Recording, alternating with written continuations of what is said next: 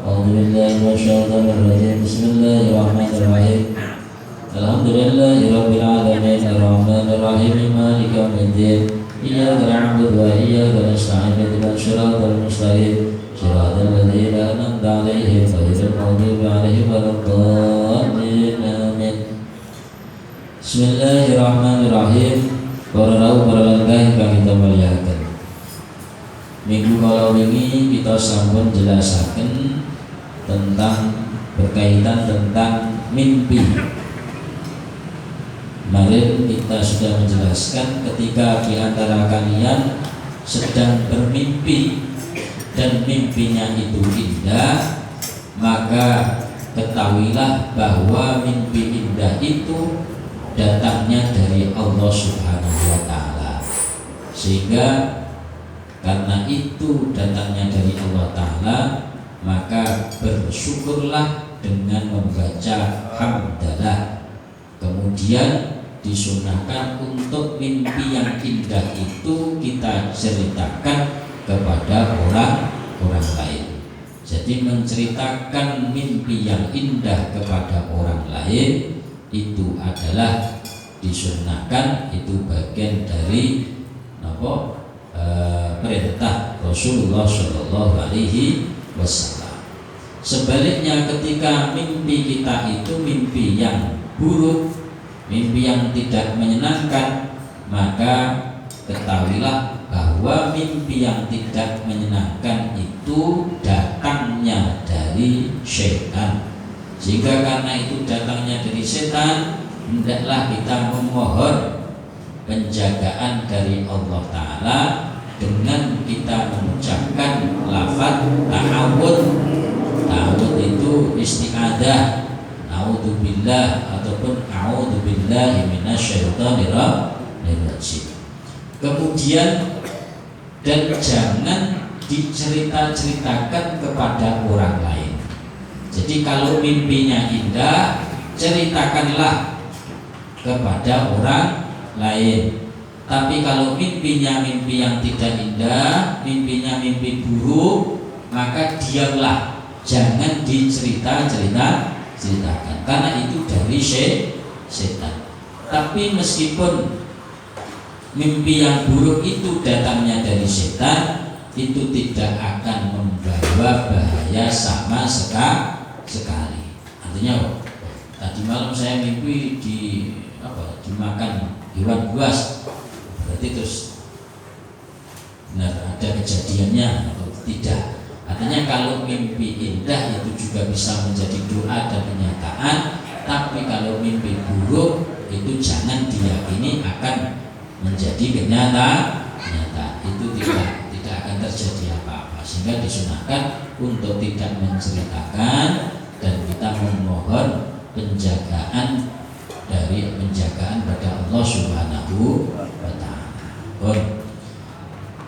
Para penelengkai yang kita muliakan. Kemudian hadis berikutnya, Bismillahirrahmanirrahim. Qala Rasulullah sallallahu alaihi wasallam, idza ra'aitum ari kalane weruh sapa sira kabeh ar-rajula ing lanang yaktadu kang biasaaken sapa rajul al-masajida ing pira-pira masjid fashhadu mongko do nyeksenono sira kabeh lahu kedune rajul bil imani kelawan sempurnane iman. Sebentar, mau jelaskan. Rawahu riwayat hadis sapa al-Baihaqi an Abi Sa'id. Hadis ini menjelaskan tentang keutamaan orang yang membiasakan diri, orang yang memakmurkan, orang yang menghidupkan kegiatan-kegiatan di masjid. Jadi Rasulullah SAW menjelaskan ketika kalian di antara kalian mengetahui ada seorang laki-laki ini bisa laki-laki bisa perempuan. Ketika di antara kalian mengetahui di antara ada seseorang yang hidupnya membiasakan di masjid, membiasakan untuk kemaslahatan masjid, untuk kepentingan masjid, maka bersaksilah, maka saksikanlah bahwa laki-laki tersebut bahwa seseorang tersebut dia adalah telah sempurna imannya. Jadi nalika kula jenengan kok mengetahui bahwa orang tersebut itu biasanya sobone masjid, kebiasaannya di masjid, maka bersaksilah bahwa dia itu adalah sempurna imannya. Sudah kula jelaskan. Pertanyaannya standaritas orang dikatakan membiasakan di masjid itu yang seperti apa? Atau kalau dalam bahasa Quran itu bahasanya memakmurkan masjid. Innama ya'muru masajidallahi man amana billahi wal yawmil akhir. Hanya orang-orang yang iman kepada Allah Ta'ala dan hari akhir, yaitu orang-orang yang mau memakmurkan masjid-masjidnya Allah Ta'ala. Nah, pertanyaannya, seperti apa orang yang memakmurkan masjid itu? Nah, itu di sini dijelaskan dalam tafsirnya, di antara orang yang memakmurkan masjid itu bisa dimaknai dua definisi, dua makna. Makna yang pertama hissi. Hissi itu artinya tampak secara fisik. Jadi ada orang itu yang memakmurkan masjid dengan memperhatikan fasilitas masjid, dengan memperhatikan bangunan-bangunan masjid, dengan memperhatikan, oh ini lampunya mati, berarti diganti. Oh ini ada kerannya yang bumpet, kemudian diganti. Oh ini rusak, oh ini diganti. Jadi orang-orang yang memakmurkan masjid itu ada kalanya yang dimaksud adalah memakmurkan dalam arti fisik. Fisik itu adalah bangunan. Yang kedua, memakmurkan masjid bermakna maknawi. Jadi ada hissi, ada maknawi. Ada yang sifatnya lahiriah, ada sifatnya batiniah. Ada ibarat kalau orang sehat, ada sehat jasmani, ada sehat rohani. Mana yang penting? Semuanya penting dan semuanya harus diseimbang. Jadi maknawi, kalau maknawi itu seperti kita memakmurkan masjid dengan memakmurkan kegiatannya. Kalau tadi memakmurkan masjid dari fisiknya itu adalah memperhatikan fasilitas fisik bangunannya dan fasilitas pendukung lainnya. Jika orang itu sholat ke masjid nyaman, jika orang ngaji ke masjid nyaman, jika orang itu beribadah ke masjid menjadinya nyaman. Itu fisik. Yang kedua yang tidak kalah pentingnya yaitu memakmurkan masjid dengan maknawi. Maknawi itu artinya memakmurkan masjid dengan berbagai kegiatan-kegiatan yang bermaslahah, yang memberikan kemanfaatan.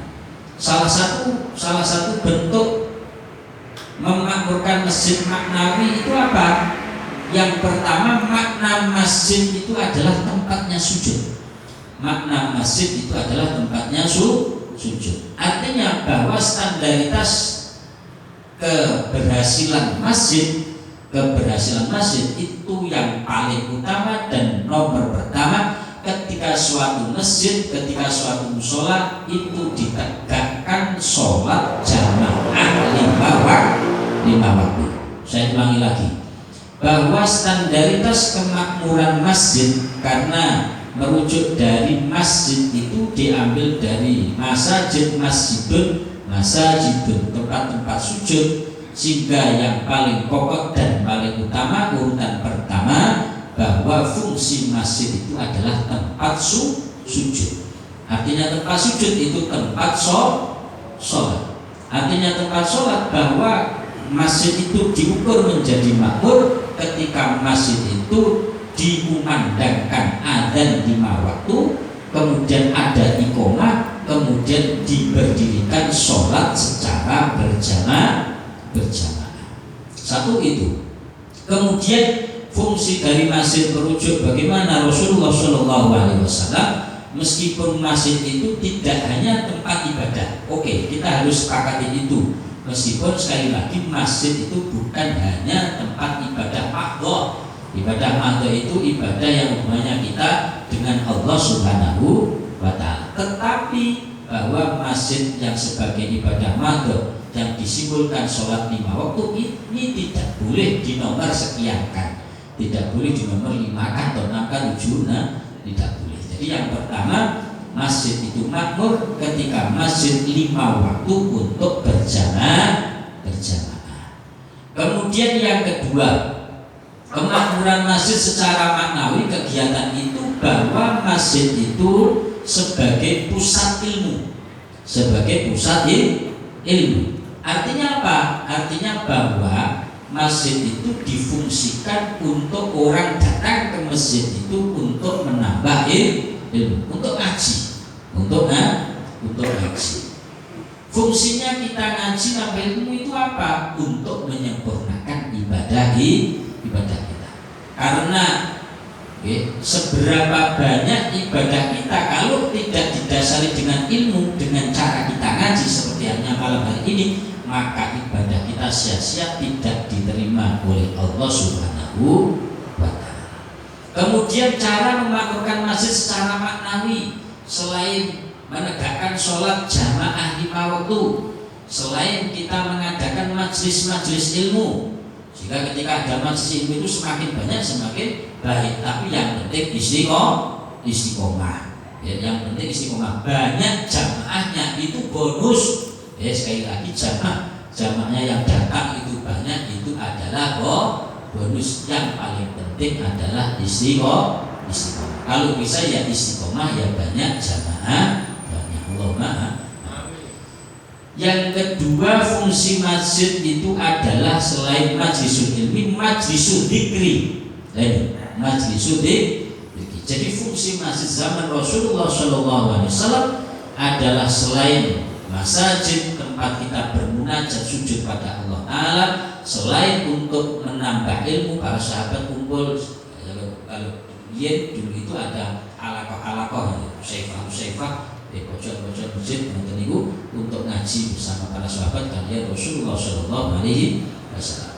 Selain untuk tempat ibadah mahdhah sholat, kemudian untuk mencari ilmu, juga fungsi masjid secara maknawi memakmurkan masjid secara maknawi itu untuk majlis dzikri, majlis dzikir, majlis sholawat.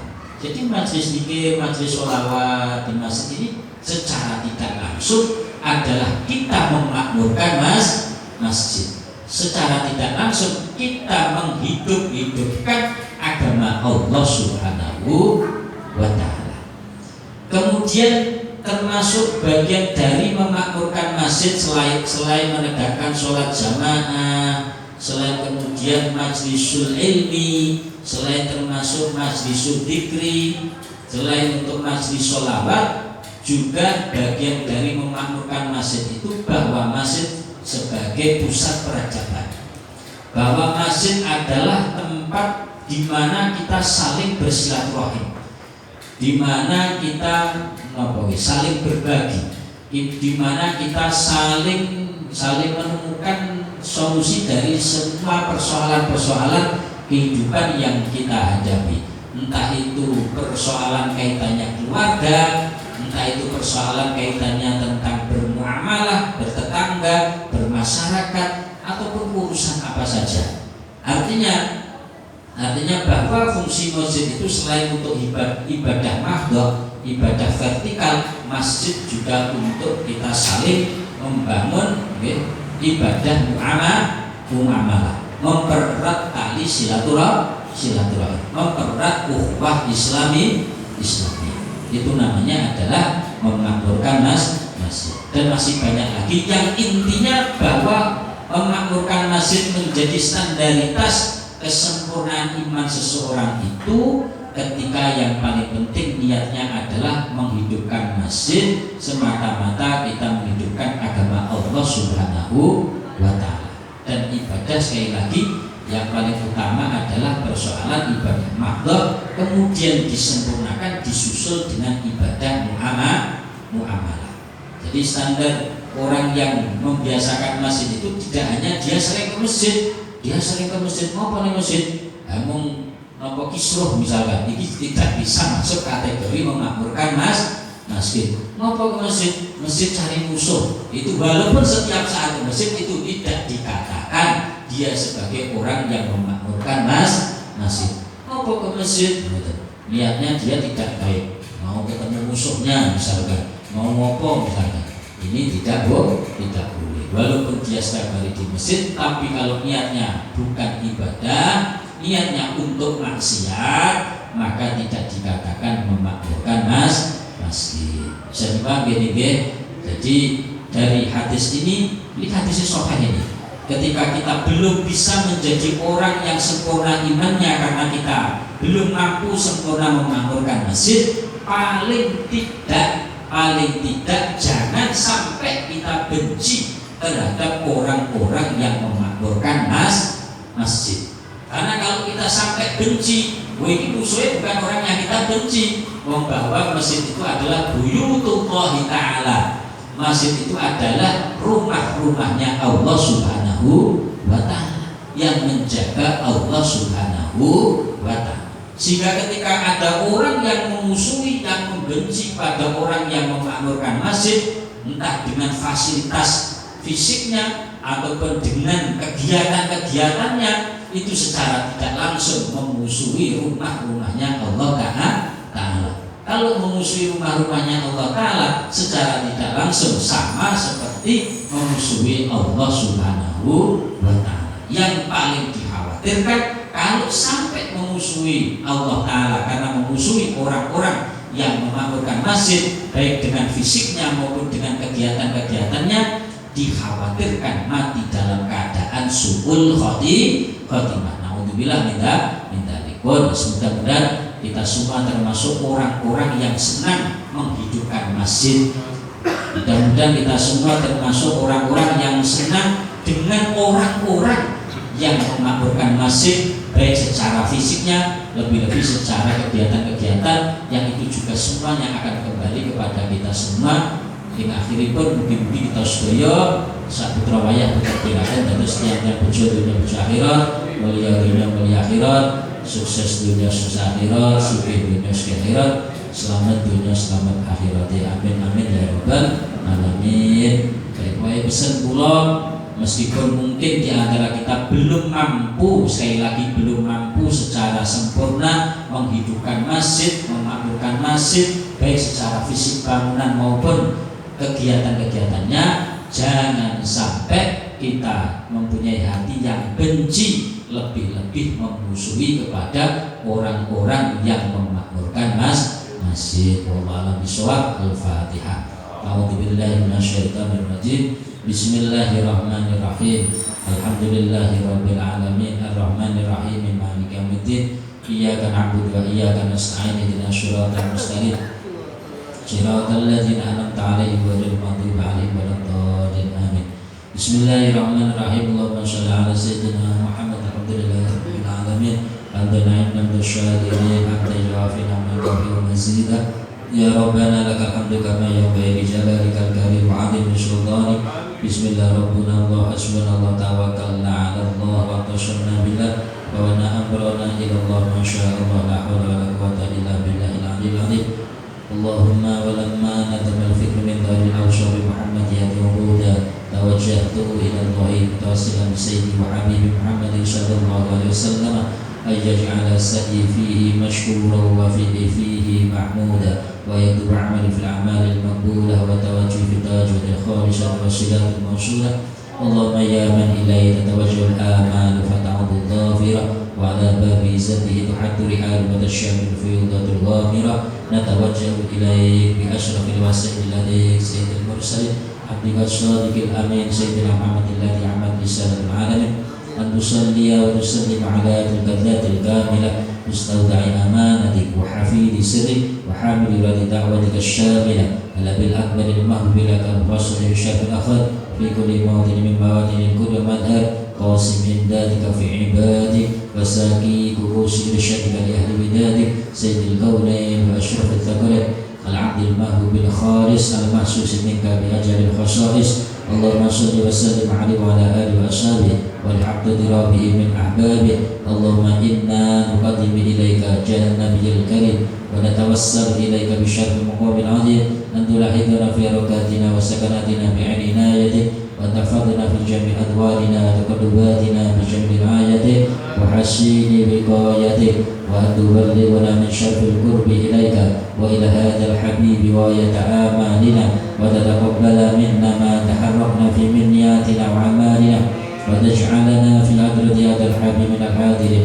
وفي طريق اتباع من السالكين ولحقك وحق من المؤذن ولعهدك من الحافظين اللهم إنا نطمع في رحمتك الخاشعة فلا تهرمنا وذنونا جميلة هي وسيلتنا إليك فلا تخيبنا آمنا بك وبرسولك ما جاء به من الدين وتوجهنا إليك مستشفين أن تقابل المذنب منا بالغفران أن تقابل المذنب منا بالغفران أن تقابل المذنب منا بالغفران والمسيء بلسان والسائل بما سأل والمؤمل بما أمل وأن تجعلنا ممن نشر هذا الحبيب ووازره ووالاه وظاهره وعم ببركته وشريات أولادنا ووالدينا وأهل قدرنا ووالدينا وجميع المسلمين والمسلمات والمؤمنين والمؤمنات في جميع الجهات وأدم راية الدين القوي جميع الأوطان منشورة ومعالم الإسلام والإيمان بأهلها مأمورة معنى البشورة واكشف اللهم كربة المغلوبين واقض دين المدينين واغفر للمذنبين وتقبل توبة التائبين واكشف رحمتك على عبادك المؤمنين أجمعين واكفي شر المعتدين والظالمين وابسط العدل بولاة الحق في جميع النواحي والأقدار وأيدهم بتأييد من عندك ونشر على المعاندين من المنافقين والكفار واجعلنا يا ربي في الإسلام من جميع البلايا واجعلنا يا ربي في الإسلام من جميع البلايا واجعلنا يا ربي في الإسلام من جميع البلايا وفي العز المكين من الذنوب والخطايا وأدمنا في العمل بطاعتك والصدق في خدمتك قائمين وإذا توفيتنا فتوفنا مسلمين مؤمنين واختم لنا منك بخير أجمعين وصل وسلم على هذا الحبيب المحبوب بالأسلام والأرواح والقلوب وعلى آله وصحبه من إليه منسوب وآخر دعوانا أن الحمد لله رب العالمين سبحان ربك رب العزة عما يصفون وسلام على المرسلين والحمد لله رب العالمين. الفاتحة. أعوذ بالله من الشيطان الرجيم. بسم الله الرحمن الرحيم. الحمد لله رب العالمين الرحمن الرحيم مالك يوم الدين إياك نعبد وإياك نستعين اهدنا الصراط المستقيم صراط الذين أنعمت عليهم غير المغضوب عليهم ولا الضالين آمين.